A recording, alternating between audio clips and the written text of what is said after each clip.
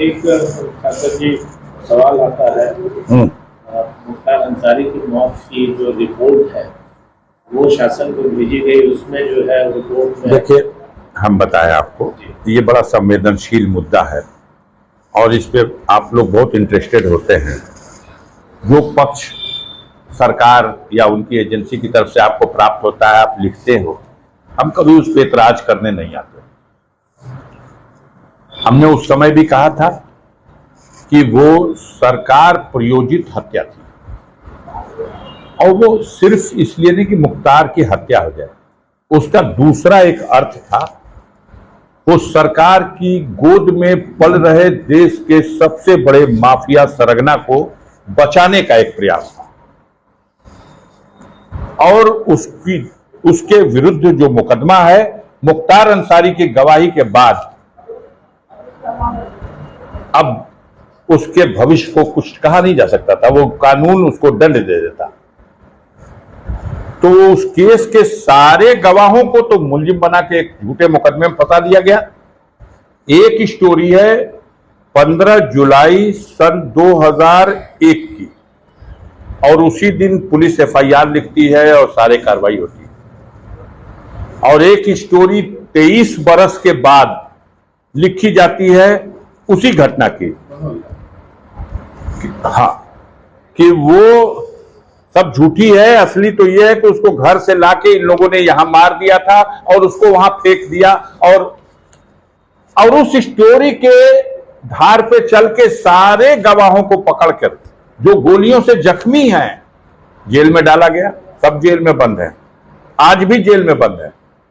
Chargesheet लग गई, SIT का गठन करके चार्जशीट हो गई, एक एक गवाह को विवश किया गया कि आप मत गवाही दीजिए। वो हमारी सरकार के द्वारा पाला गया एक माफिया सरगना है। और ऐसे लोग और ऐसी व्यवस्था अगर नैतिकता की बात, कानून व्यवस्था की बात करती है, तो मैं समझता हूं कि इससे बड़ा झूठ और कुछ हो नहीं सकता। सरकार की इस रिपोर्ट पे आप लोग क्या मैंने कहा है कि माननीय सर्वोच्च न्यायालय में उस घटना के घटने से पहले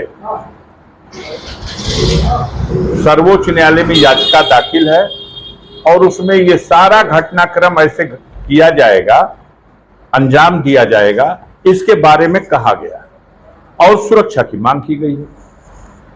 माननीय सर्वोच्च न्यायालय ने उत्तर प्रदेश सरकार से जवाब मांग लिया। उत्तर प्रदेश सरकार ने वहां जाके हलफनामा दिया कि ये चाक चौबंद व्यवस्था है, इतने कैमरे लगे हैं, इतने डिप्टी जेलर, इतने जेलर, इतना ये वो, खानों का उनका टेस्ट अलग और मेडिकल फैसिलिटीज अलग, सारी चीजें।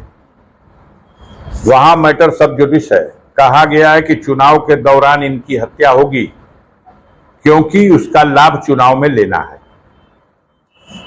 तो माननीय सर्वोच्च न्यायालय के मुख्य न्यायाधीश ने कहा कि हम इसको चुनाव बाद सुनेंगे और डायरेक्शन दिया कि कोई अनहोनी घटना नहीं घटनी चाहिए, यह उत्तर प्रदेश सरकार की जिम्मेदारी हुई। और उसके बाद भी घटना घट गई और उसकी रिपोर्ट भी प्रेजेंट हो गई कि हार्ट अटैक है। आप बताइए ना जरा सा, इतने सीनियर पत्रकार हो, मुझे बताते हुए शर्म आ रही है।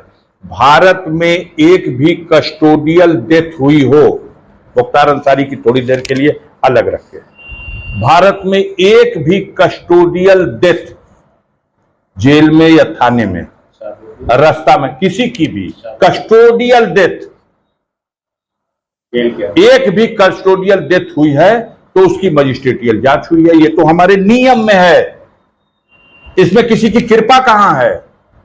गाजीपुर जेल में अगर कोई टीबी से भी मर जाएगा तो उसकी भी मजिस्ट्रेटियल, ये हमारा नियम है कि कस्टोडियल डेथ की जांच कराई जाएगी। सुनिए ना, प्रश्न यहां नहीं बनता है। जब कस्टोडियल डेथ, हर डेथ की जांच होती है तो वही एक प्रक्रिया है। अब आप इसको हाईलाइट करते हैं, अरे इसमें तो जांच हो रही है और जांच का रिजल्ट है। वो जांच ही इसलिए होती है कि जो कुछ है उस पर मिट्टी डाल दिया जाए। तो आपको क्या लगता है रिपोर्ट मिट्टी डालने का काम की? हम क्यों कहें, हमको जो कुछ कहना है हम माननीय सर्वोच्च न्यायालय के सामने कहेंगे। हम आज तक के सामने कहें कि आप इसको दूसरी तरह से परोस करके, और कल वहां वकील सरकार का खड़ा होकर कहेगा देखिए साहब ये तो मीडिया में ये कह रहे हैं। हम जब एक मैटर सब जुडिश है, देश के सर्वोच्च न्यायालय में सब जुडिश, आज भी सब जुडिश है, वहां से जो आदेश होगा हम मान लेंगे।